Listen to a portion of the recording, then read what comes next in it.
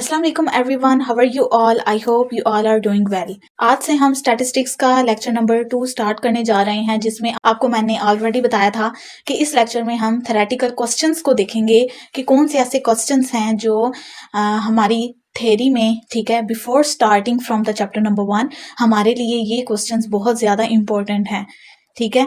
तो हम स्टार्ट करते हैं introduction to statistics theories question से, थ्योरेटिकल क्वेश्चन से। अब ये जो क्वेश्चंस हैं ये इंटर लेवल स्टूडेंट्स के लिए, बीएस लेवल के स्टूडेंट्स के लिए भी बहुत ज़्यादा इंपॉर्टेंट हैं, ठीक। ओके, हम स्टार्ट करते हैं। हम वन बाय वन इसकी डेफिनेशंस को देखेंगे। हमारे पास क्या है?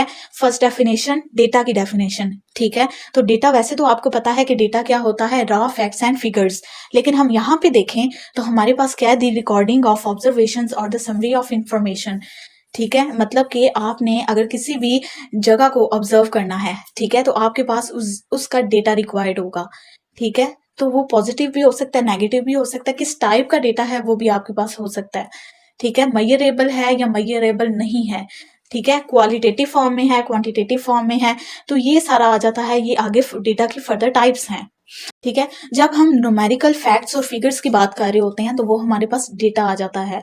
अब डेटा जो है, डेटा प्रोसेस नहीं होता, हम रैंडमली डेटा को इकट्ठा करते हैं, उस पर कैलकुलेशन परफॉर्म करते हैं और एट द एंड हमारे पास क्या आ जाती है? इंफॉर्मेशन, ठीक है। तो डेटा जो है अनप्रोसेस होता है, डेटा से प्रोसेसिंग होती है, प्रोसेसिंग से इंफॉर्मेशन हमारे पास गेट होती है, तो इंफॉर्मेशन हमारे पास प्रोसेस्ड फॉर्म होती है, ठीक है।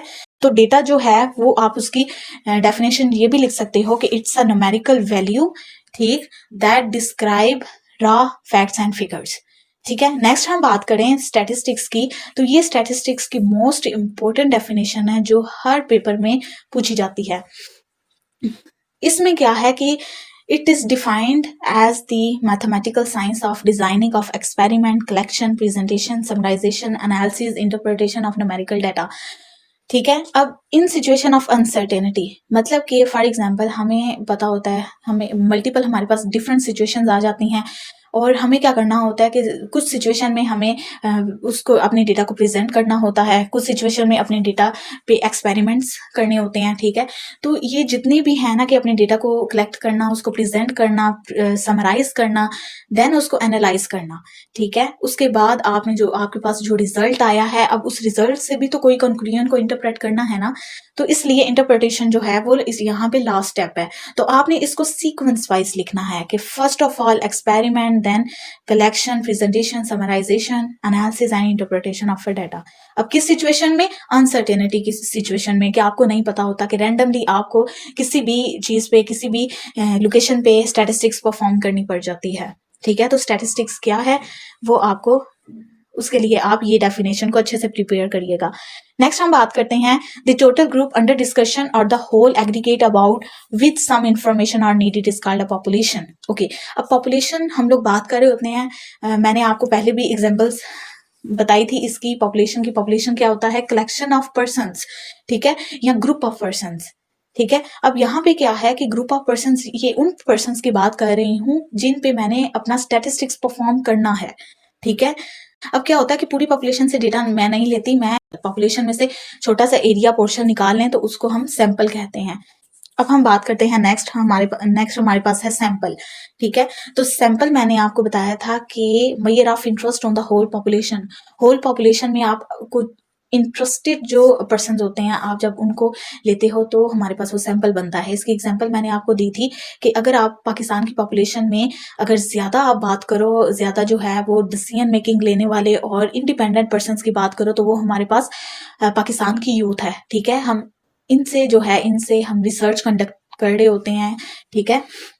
तो क्या होता है कि ये हमें अपने अकॉर्डिंग बेटर जो है वो पॉइंट ऑफ व्यूज दे सकते हैं, ठीक है। तो ये क्या होगा कि ये पूरी पॉपुलेशन में से स्मॉल एरिया पे स्टडी करना, तो ये हमारे पास सैंपल आ जाता है। ओके, तो नेक्स्ट हम लोग बात करते हैं, नेक्स्ट है हमारे पास रेशियो। अब रेशियो का आपको पता है कि फ्रैक्शन ऑफ द एलिमेंट। अब फ्रैक्शन क्या है? बाय की फॉर्म। अब बाय की फॉर्म क्या है? डिवीजन। जैसे आप कहते हो कि a डिवाइडेड बाई b, ठीक है, तो आप क्या करते हो कि a डिवाइडेड बाई b लिखते हो, लेकिन यहाँ पे कंडीशन क्या होती है कि b should not be equal to 0, ठीक है, क्योंकि b जो है वो डिनोमिनेटर में होता है। अगर तो b 0 हो गया तो आपका जो है रिजल्ट यहाँ पे एरर आ जाएगी, आपका रिजल्ट ही प्रोड्यूस नहीं होगा। तो आप 1/b को इस तरह से भी लिख सकते हो, रेशियोज की फॉर्म में भी लिख सकते हो 1, और रेशियो को हम कॉलन से डिनोट करते हैं एंड देन आप b लिख दो। अच्छा, नेक्स्ट हम प्रोपोर्शन की बात करते हैं। ठीक है, तो हमारी रेशियो का वो पार्ट जिसको हम एज अ टोटल जो है वो देख रहे होते हैं उसको हम प्रोपोर्शन कह रहे होते हैं। ठीक है, कि अगर मैं कहती हूँ कि a/b, अगर a जो है, ठीक है, a रेशियो b, तो a मेरे पास अगर पॉपुलेशन है लेकिन मीनिंगफुल उसमें से सैंपल है, तो a क्या है, पॉपुलेशन रेशियो सैंपल। तो मेरे लिए मीनिंगफुल क्या होगा, मेरे लिए प्रोपोर्शन क्या होगा, सैंपल होगा। ठीक है, जो रेशियो के बाद में आएगा। नेक्स्ट हम बात करते हैं, हमारे पास है पैरामीटर्स। अब पैरामीटर्स क्या हैं कि फॉर एग्जांपल हमारे पास एक सिचुएशन है, एक पॉपुलेशन है। मैं इसकी आपको एग्जांपल देती हूँ कि अगर कॉलेज मैनेजमेंट सिस्टम ले लें, ठीक है, तो कॉलेज में क्या होता है कि हमारे पास डिफरेंट पैरामीटर्स होते हैं जो चेंज नहीं हो सकते, जैसे फैकल्टी मेंबर्स हो गए, स्टूडेंट्स हो गए, फर्नीचर हो गया। तो ये ऐसे पैरामीटर्स हैं जो चेंज नहीं हो सकते, ये कॉलेज सिस्टम के अंदर ही इन्वॉल्व रहते हैं। ठीक है, तो इनको हम कहेंगे पैरामीटर्स। नेक्स्ट बात आ जाती है, पैरामीटर्स जो हैं ये फिक्स्ड होते हैं, कांस्टेंट क्वांटिटीज होती हैं और नॉट यूजुअली नोन। ठीक है, सम पैरामीटर, कुछ पैरामीटर्स जो होते हैं वो उनको हम नहीं जानते होते, लेकिन फिर भी वो एक्चुअल में एग्जिस्ट कर रहे होते हैं। ठीक है, जिनको हम यूज नहीं करते लेकिन वो यूजुअली एग्जिस्ट कर रहे होते हैं। ओके, नेक्स्ट डेफिनेशन आ गई है जो मैंने आपको कहा था कि ये बहुत ज्यादा इंपॉर्टेंट है, which is statistic, a numerical value relating to a sample. ऐसी वैल्यू जो हमारे सैंपल से रिलेट होती है, सैंपल से हमने ऐसी वैल्यू जो गेट की होती है उसको हम कहते हैं स्टैटिस्टिक। नेक्स्ट हम बात करें, the value of statistic is variable as it changes from sample to sample. Obviously statistic क्या है कि एक सैंपल से आपने वैल्यू गेट की है, लेकिन क्या है कि पूरे पॉपुलेशन में से ऐसा नहीं है कि आपने जस्ट 5-6 लोगों को ले लिया। ठीक है, 1000 के स्टूडेंट्स में से आपने 5-6 स्टूडेंट्स से ही रिसर्च कंडक्ट करवाई, तो ये जो है ये आपका डेटा प्रिसिस्टेंट नहीं हो सकता, लॉन्ग टर्म के लिए एग्जिस्ट नहीं कर सकता। तो आपने क्या करना है कि आपने डिफरेंट लोकेशंस पे जाके उसी पॉपुलेशन में से डिफरेंट लोकेशन से आपने सैंपल्स लेने हैं और उनसे डेटा गेट करना है। अब क्या है कि स्टैटिस्टिक तो है सैंपल की वैल्यू, अब वो वैल्यू हर सैंपल के लिए डिफरेंट होगी। ठीक है, आपने एक ग्रुप से डेटा लिया, दूसरे से लिया, तीसरे से लिया, तो ये सब क्या है, स्टैटिस्टिक परफॉर्म हो रहा है। ठीक है, ये पूरा जो कॉन्सेप्ट है ये स्टैटिस्टिक्स कब होगा, जब आप इस डेटा को गेट करोगे, उस पर प्रोसेस करोगे, आपके पास रिजल्ट आएगा, लेकिन सैंपल की वैल्यू को हम कहते हैं स्टैटिस्टिक। ठीक है, और ये सैंपल टू सैंपल चेंज होती जाती है। नेक्स्ट हम बात करते हैं एक्सपेरिमेंट की। तो एक्सपेरिमेंट आपको पता है कि जो डाटा हमने कलेक्ट किया हुआ है, ठीक है, तो वो डेटा क्या है कि वो किसी ना किसी ने उसको कंट्रोल करना है। ठीक है, मतलब कि ऐसा डेटा जो अंडर कंट्रोल सिस्टम हो।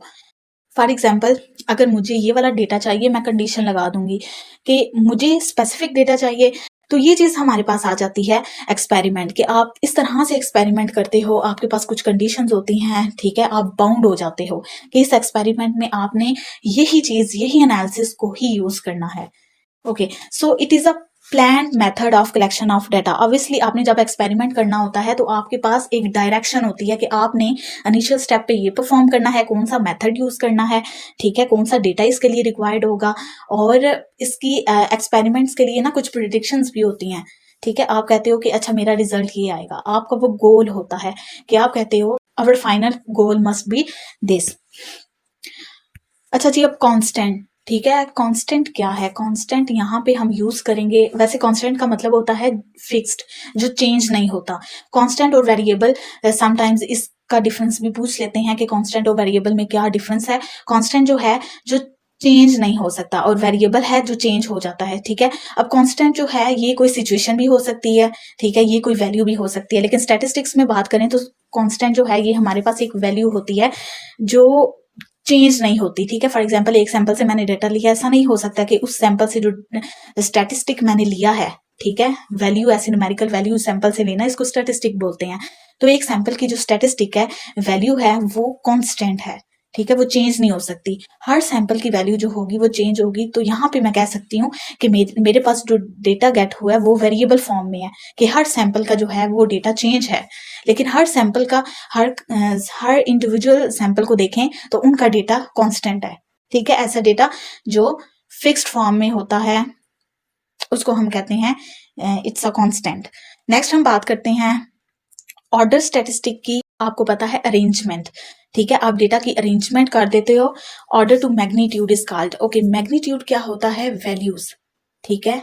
मैग्नीट्यूड क्या है? वैल्यूज, नंबर्स, कि आप ऐसे नंबर्स, ऐसा डेटा जो आपके पास रिक्वायर्ड है, जो न्यूमेरिकल फॉर्मेट में है, और आप उसको एक ऑर्गेनाइज वे में रख देते हो। अब ऑर्गेनाइज वे यही हो सकता है कि आप इसको एक सीक्वेंस में रख दो, ठीक है, अरेंजमेंट में रख दो।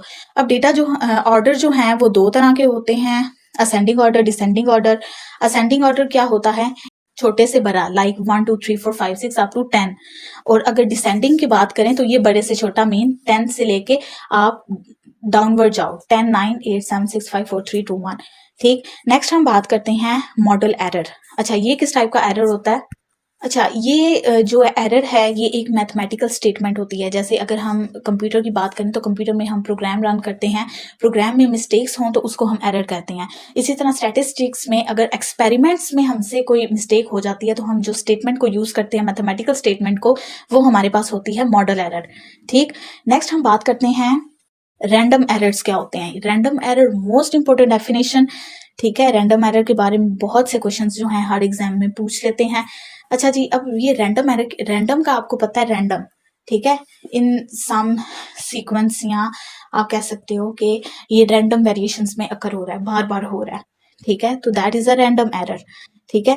अब ये अचानक से ही हो जाना, that is the chance variation in observational process.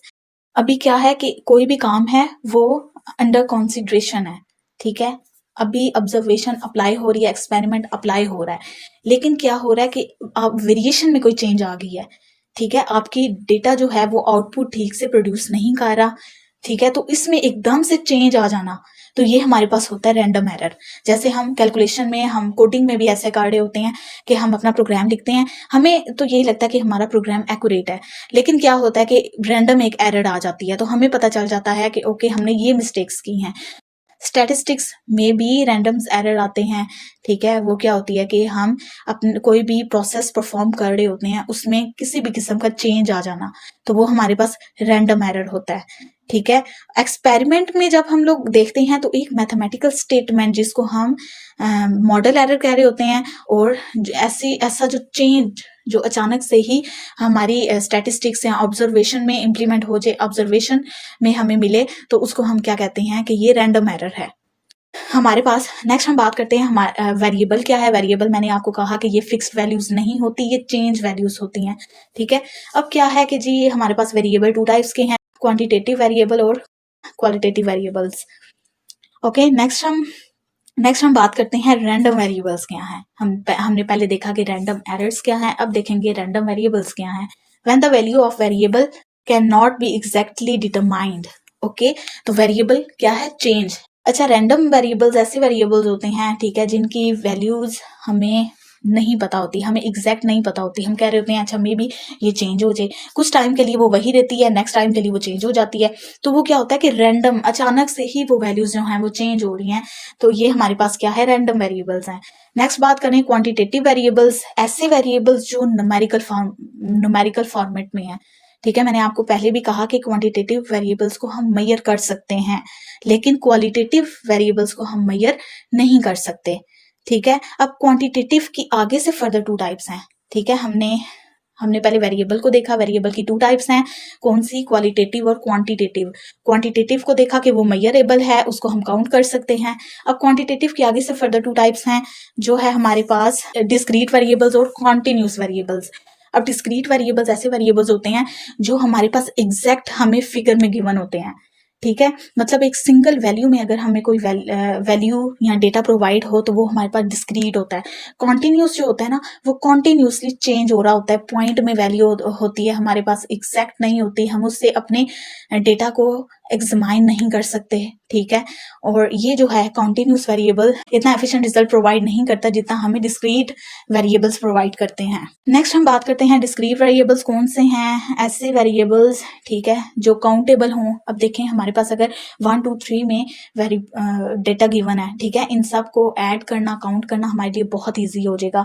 जबकि अगर कॉन्टिन्यूस की बात करें, फॉर एग्जाम्पल अगर मेरे पास डेटा है 1.1 एंड 2.1, तो 1.1 और 2.1 का मैं क्या करूंगी कि मैं मिड पॉइंट ले लूंगी, अपनी अंडरस्टैंडिंग के लिए मैं 2 ले लूंगी, ठीक है। 1.1 और 2.1 जो है ये तो कॉन्टिन्यूस वेरिएबल्स हैं, कॉन्टिन्यूस वैल्यूज हैं। तो यहाँ पे क्या है कि हम लोग अज्यूम कर रहे होते हैं, हमें एग्जैक्ट नहीं पता होता, जबकि डिस्क्रीट में हमें वैल्यूज अपनी एग्जैक्ट पता होती हैं, ठीक है। अब कॉन्टिन्यूस की बात करें तो कॉन्टिन्यूस डेटा क्या है, ऐसा डेटा जो हमने कॉन्टिन्यूस वेरिएबल में डिस्क्राइब किया हो, ठीक है। तो कॉन्टिन्यूस वेरिएबल जो है ये एक कॉन्सेप्ट है, और उस वेरिएबल में का जो डेटा होता है ना वो हमारे पास कॉन्टिन्यूस डेटा है, ठीक है। बाकी इसी तरह डिस्क्रीट डेटा भी है। नेक्स्ट हम बात करते हैं क्वालिटेटिव वेरिएबल। हमने पहले क्वांटिटेटिव को देखा, अभी हम क्वालिटेटिव को देखेंगे। क्वालिटेटिव क्या है, हम इसको मेजर नहीं कर सकते, ठीक है। अब इसमें क्या है कि हम किसी भी वर्ड्स या सेंटेंस के हम कैरेक्टरिस्टिक्स ले लेते हैं, ठीक है। अब जैसे हम कह देते हैं राइस, हमारे पास एग्जांपल है राइस की, तो राइस को हम क्या काउंट कर सकते हैं? नो। हम क्या हर चावल के दाने को जो है वो सेपरेटली काउंट करना स्टार्ट कर दें तो ये तो हमारे पता नहीं कितने डेज लग जाएं, ठीक है। तो ये चीज होती है कि इसके लिए बहुत ज्यादा टाइम रिक्वायर्ड होता है। क्वांटिटेटिव ऐसा डेटा होता है जिसको हम लोग काउंट कर सकते हैं, लेकिन क्वालिटेटिव डाटा अनमेजरेबल डाटा होता है। और ये क्या कि हम इसकी करैक्टरिस्टिक्स देख रहे होते हैं, जैसे राइस की करैक्टरिस्टिक्स में क्या आ जाता है कि हम इसको केजीज में मेजर कर रहे होते हैं, ठीक है। ग्राम में मेजर कर लें, केजीज में मेजर कर लें, तो ये चीज आ जाती है हमारे पास क्वालिटेटिव वेरिएबल्स, ठीक है, जिसमें हम अपने डेटा को करैक्टरिस्टिक्स के फॉर्म में मेजर कर रहे होते हैं। अच्छा जी, नेक्स्ट हमारे पास 2 कॉन्सेप्ट आ जाते हैं, primary data, secondary data. Primary data आपको पता है कि ऐसा डाटा जो हमारे पास just short period of time के लिए अवेलेबल हो, ठीक है। और सेकेंडरी डाटा ऐसा होता है जो हमारे पास लॉन्ग टर्म के लिए जो है स्टोर होता है और एक मीनिंगफुल फॉर्मेट में होता है, ठीक है। अच्छा, रॉ मटेरियल्स ऐसे मटेरियल्स होते हैं जो प्रोसेस्ड नहीं होते, जो यूजफुल भी नहीं होते, ठीक है। तो प्राइमरी डाटा ऐसा डेटा होता है जो हम स्पेसिफिक पीरियड ऑफ टाइम के लिए इसको लेते हैं, इसको यूज करते हैं और बस इसको जो है ना वो नेक्स्ट डाटा हम लोग ले लेते हैं। लेकिन सेकेंडरी डाटा ऐसा डेटा होता है जो परमानेंट होता है। फॉर एग्जाम्पल अगर हर पर्सन का नेम, ठीक है, उसकी डेट ऑफ बर्थ, ये क्या है, ये उसका सेकेंडरी डाटा है। लेकिन हर पर्सन की जो लोकेशन है वो उसका प्राइमरी डाटा है, उसकी लोकेशन चेंज हो सकती है। तो ये मेन कॉन्सेप्ट था प्राइमरी और सेकेंडरी डाटा का। ओके, आज के लेक्चर में हमने यही डिस्कस करना था। नेक्स्ट लेक्चर में मैं बाकायदा चैप्टर नंबर 1 को स्टार्ट करूंगी, जिसमें हम डिस्क्रिप्टिव स्टैटिस्टिक्स की एक कैरेक्टरिस्टिक्स को, एक कैटेगरी को डिस्कस करेंगे, जो है हमारे पास measure of centre tendency. Measure of centre tendency के फर्दर 5 हमारे पास कॉन्सेप्ट्स आ जाते हैं, mean, median, mode, harmonic mean and geometric mean. इन पांचों पे हम लोग मल्टीपल क्वेश्चंस सॉल्व करेंगे, एग्जाम्पल सॉल्व करेंगे, इनको हम डिटेल में डिस्कस करेंगे। तब तक स्टे ट्यून्ड। खुदा हाफिज।